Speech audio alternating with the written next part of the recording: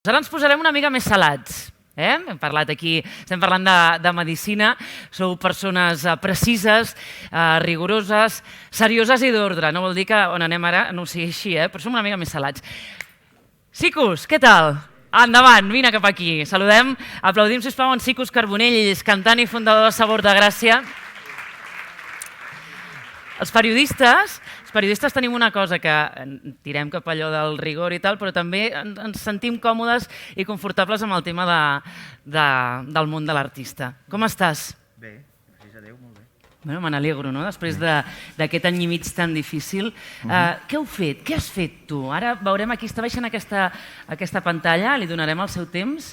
Què és el que veurem? Perdó, em trec la mascareta perquè no puc parlar. Penso que sí. Bueno, veurem un vídeo d'una cançó, quan va entrar la pandèmia. El nostre guitarrista va ser dels primers a agafar el Covid i el van ingressar a l'Hospital de Sant Pau. El van posar a la UCI, entubat. Clar, els primers dies ens van confinar, si no recordo malament, el 14 de març i el 17 ell estava ingressat. Ningú sabia el que podia passar. Era un home que en aquell moment tenia 50 anys, ara en té 51, i clar, els fills plorant, la dona desesperada, i clar, no podien fer res, no podien anar-lo a veure. Nosaltres som una cultura gitana que ens agrada molt estar amb el malalt, no? I no podíem. I què vam fer? Vam fer una cançó, Els herois. Hi ha gent que diu que els herois és aquell que marca un gol a la Champions i guanya un partit de futbol. Em sembla perfecte, o un mundial, no? Hi ha altra gent que es pensa que és un govern, un país, una nació o qualsevol cosa se li diu heroi, no? Per nosaltres, els herois són els que porten bata verda, guants i mascareta, que és el sistema sanitari d'aquest país que ha salvat a tantes i tantes vides com el nostre guitarrista, el Ramon. I per això vam fer aquesta cançó, que va ser també premiada amb el Premi Talent a la millor composició i a la millor cançó. Herois. Doncs vinga, veiem-ho. Heroi no és qui surt al diari a primera plana, no és qui vola amb una capa i salva el món, no és qui xuta una pilota i marca el gol, de la victòria a la Champions al Camp Nou.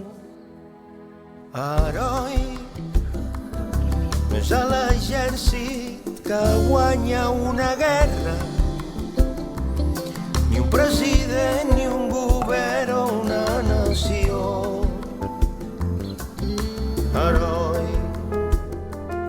no és qui surt a la tele cada dia, és qui es fa ric quan li toca la loteria.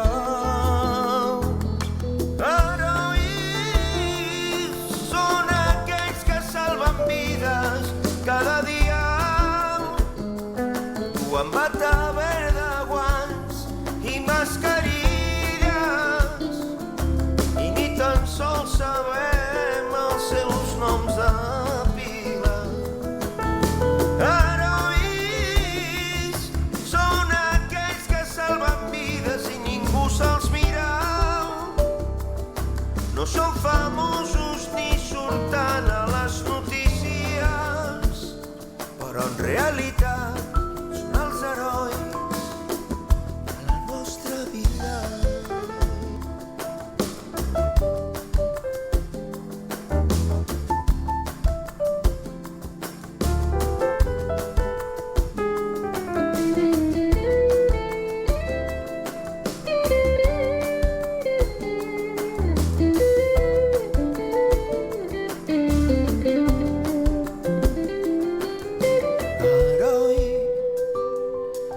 A l'artista que plena de fans un estadi,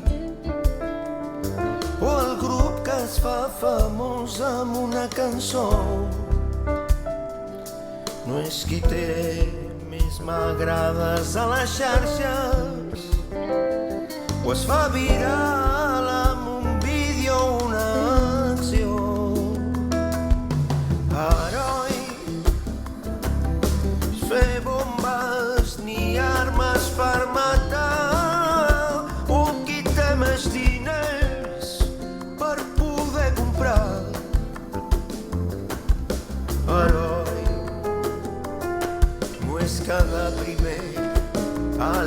barató i que li pengin una medalla d'or. Herois són aquells que salven vides cada dia. Quan bata verda, guants i mascarilles, i ni tan sols sabem el seu nom de pila. Herois són aquells que salven vides i ningú se'ls mira. No són famosos ni surten a les notícies, però en realitat són els herois nostra vida. Són els herois. Són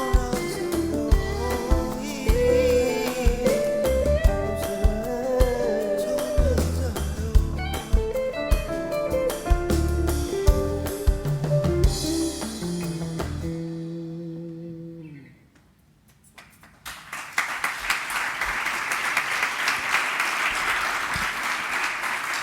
Moltes gràcies. Moltes gràcies. Aquesta cançó la vam gravar cada un a casa seva, confinat, amb els mitjans que teníem, però quan les coses es fan de cor i de veritat, doncs surten cançons com aquestes que crec que us arriben a tots al cor. Dir-se bon dia a tots, i quan em varen comentar i em varen dir per venir a un fòrum de cirurgians, jo vaig dir, vale, dic a cantar, perquè clar, jo sóc cantant. I em van dir no a parlar i a intervenir amb el fòrum com a ponent. I vaig pensar, dic, què pot aportar un gitano català, rumbero, a un fòrum de metges?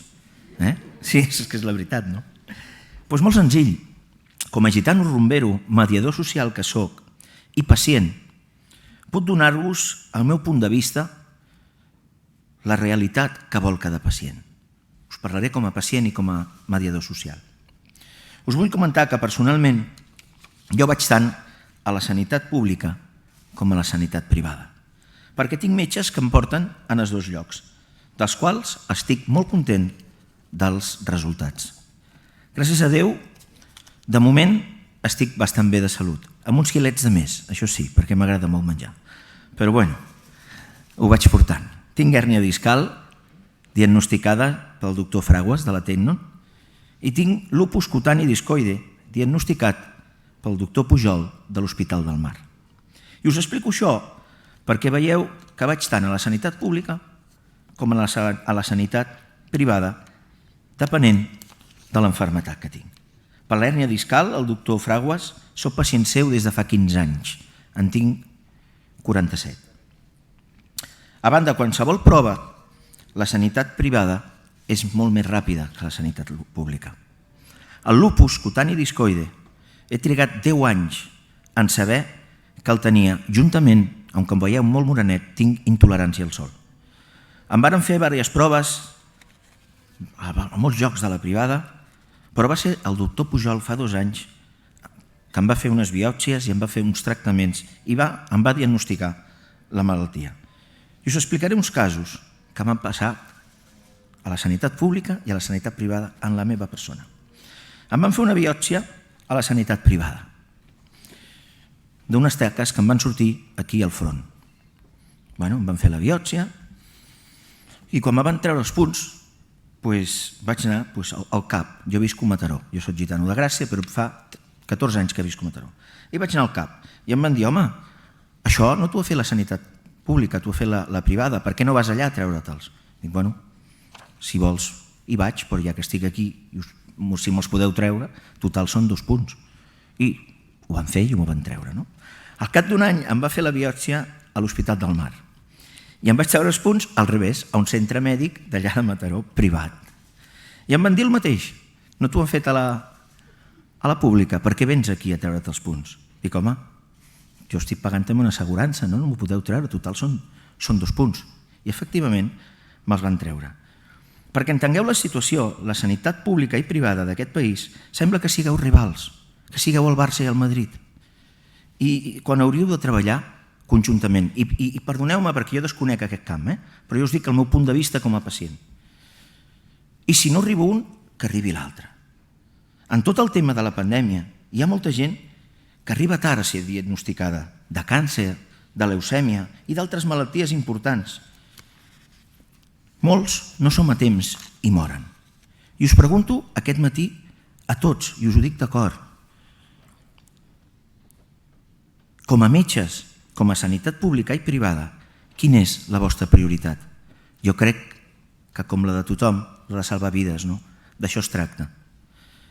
Doncs ho esteu fent, salveu moltes vides. A la pandèmia ha mort molta gent, però heu salvat a molta gent, no només de Covid-19, sinó també d'altres malalties.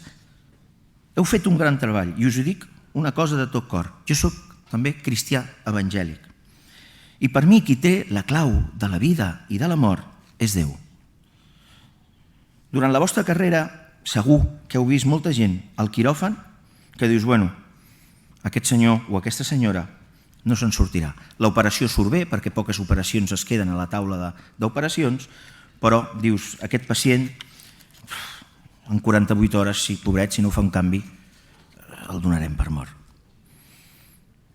I aquest pacient que tots donàveu per mort, alguna cosa sobrenatural ha passat i ha viscut i s'ha curat i segueix la seva vida.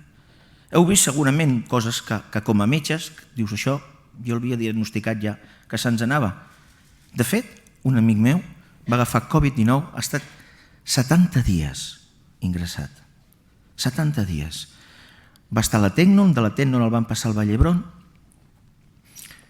i ell tenia patologies i el van tindre que ficar amb una ECMO, una màquina d'aquestes que et fa, ho sabeu millor que jo, no? Que et fa de cor, de pulmons i tot això. El donaven per mort. De fet, tenien el certificat ja preparat i van trucar a la família perquè vinguessin a despedir-se. I li van fer un TAC per assegurar-se. I van veure que no tenia Covid. I que aquest home, clar, no el podem desenxufar de l'ECMO perquè no té Covid, està per dintre, no està tan malament. La família, que és cristiana, va començar a pregar a Déu i els metges mateixos van dir, no sabem el que ha passat, però aquest home, al cap d'uns dies, es va despertar. Jo vaig parlar, em sembla que es diu Albert, em sembla, quan vam estar amb vosaltres, i em va dir, si s'ha despertat i està conscient en l'ECMO, se'n sortirà. Així va ser, al cap de 10 dies se n'ha sortit. A vegades hi ha coses sobrenaturals, això és el que els milagres que jo us dic, perquè on acaba la ciència, per mi i per molts cristians evangèlics, és quan comença Déu. Quan ja el metge diu, no hi ha res a fer, doncs aquí és quan Déu comença. I dir-vos que per mi és igual la sanitat pública que la privada. És igual. El que vull i el que volem els pacients és que sigui fàcil, que sigui ràpid. O sigui, que les proves, si m'han de fer una prova, que sigui ràpida, perquè el que vol el pacient, el que vull jo, és curar-me. I és igual anar a la pública que a la privada. I quan la pública estigui saturada, doncs que ens derivin a la privada. Perquè el que vull és que m'operin ràpid, que sigui possible fer els mecanismes aquests per anar més ràpid.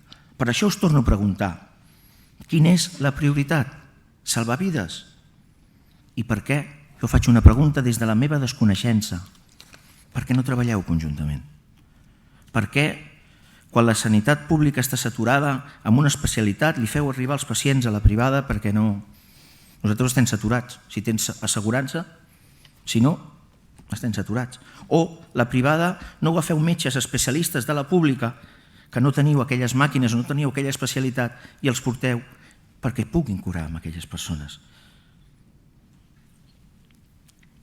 Tan fàcil és poder treballar conjuntament? Pregunto des de la meva desconeixença, igual estic dient alguna barbaritat, i si dic alguna barbaritat, disculpeu-me. Llavors torno a preguntar, la prioritat és salvar vides? Depèn de vosaltres. Depèn de que us poseu d'acord. Mireu, us posaré un exemple. Perdoneu. Els nadons Aquí avui he vist a un home que acaba de portar 3 dels meus 4 fills al món, el doctor Lluís Galera. M'ha fet molta il·lusió perquè feia 17 anys que no es veien des que va néixer el meu fill, el Gerai, que té 17 anys. Els nadons, ell ho sap més que jo, venen al món amb els punys tancats. Sabeu per què? Perquè tenen gana. I venim amb els punys tancats perquè tenim gana i volem agafar tot el que hi ha en aquest món. I quan més tenim, més volem. I més ens agrada. Però quan morim, senyors, morim tots, i morirem tots a les mans obertes. Vosaltres no s'emportareu el bisturí, ni jo m'emportaré la guitarra. S'anirem sense res. Llavors, per què se'ns recordarà? A mi se'ns recordarà per cançons com aquesta, per la música, per la rumba, per portar alegria a molta gent. I a vosaltres? Per què se us recordarà? Que éreu grans cirurgians? Que heu salvat moltes vides? Aquella família, aquell pacient, sempre estarà agraït? Està molt bé, però podem anar un pas més enllà. Jo avui us animo a això i us parlo sempre des de la meva desconeixença amb el camp de la medicina. Podem tenir un acord entre la sanitat pública i privada que sigui l'enveja d'Espanya, d'Europa i del món. Mireu, no tenim un contracte signat que viurem fins als 90 anys. Si algú el té, que me'l digui que jo el signo. Puc sortir d'aquí i em puc morir.